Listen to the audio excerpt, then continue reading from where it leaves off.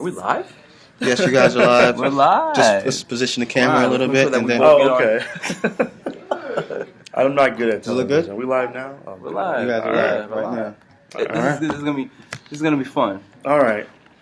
Josh, how you doing? I'm good. How are you? You were on the media panel. I was, yes. How was it?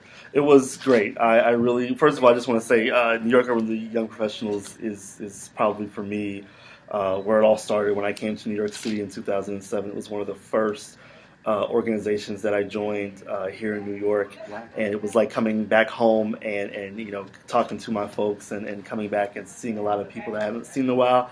I kind of lightened up on it because I'm now vice president of another professional board here in the city, so I was just so happy to be able to come back and see a lot of folks and be here, back to where for me it all started, my social life here in New York City. What were some key insights that were talked about on the panel?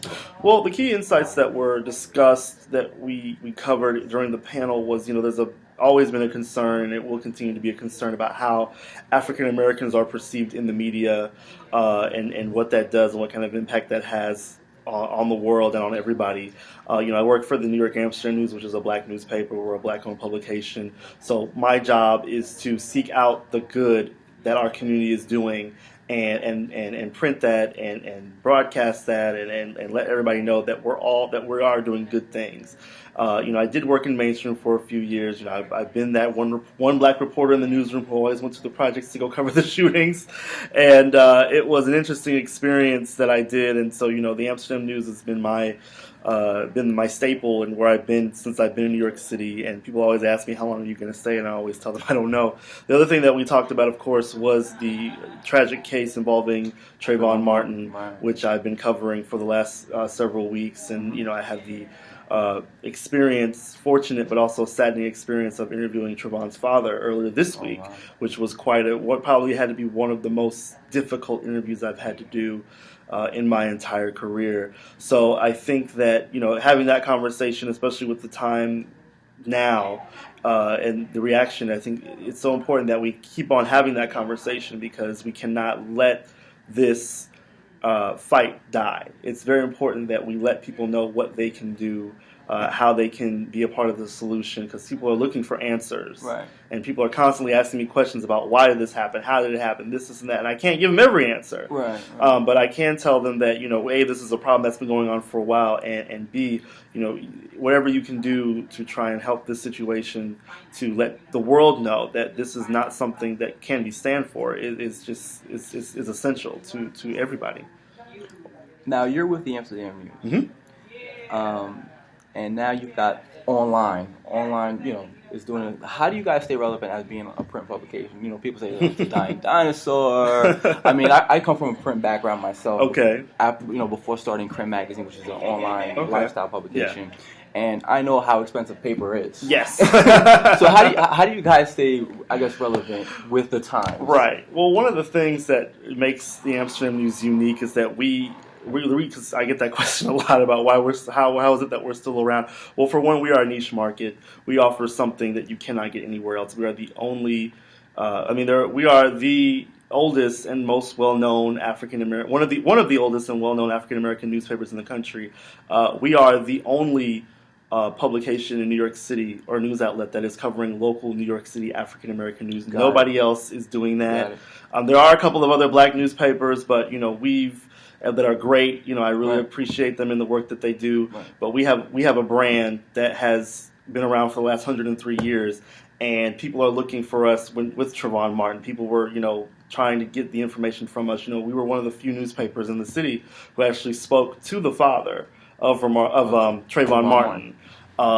So, you know, we were very fortunate to be able to get that interview, and that's one of the things that allows us to stay and be who we are. You know, I get so many calls a day from people asking me questions about, can I help them with this? I'm having a problem with this, and nobody else will listen to them, but we will.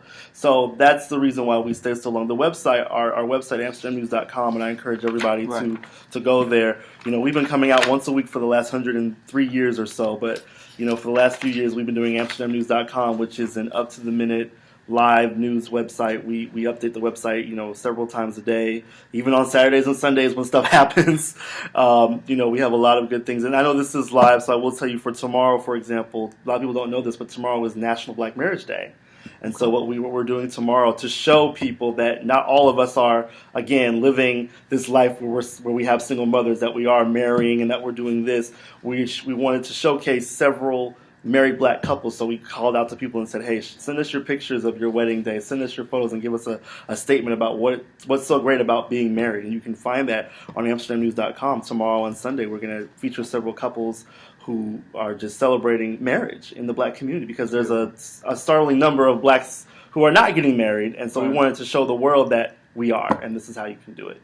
Now, you're next to the action all the time. What are some of your, I guess, greatest accomplishments or being part of the Amsterdam News? Oh, it's just, I have to say, honestly, the access. A lot of the people that I know, some of the greatest African Americans of our time, I get to have constant communication with.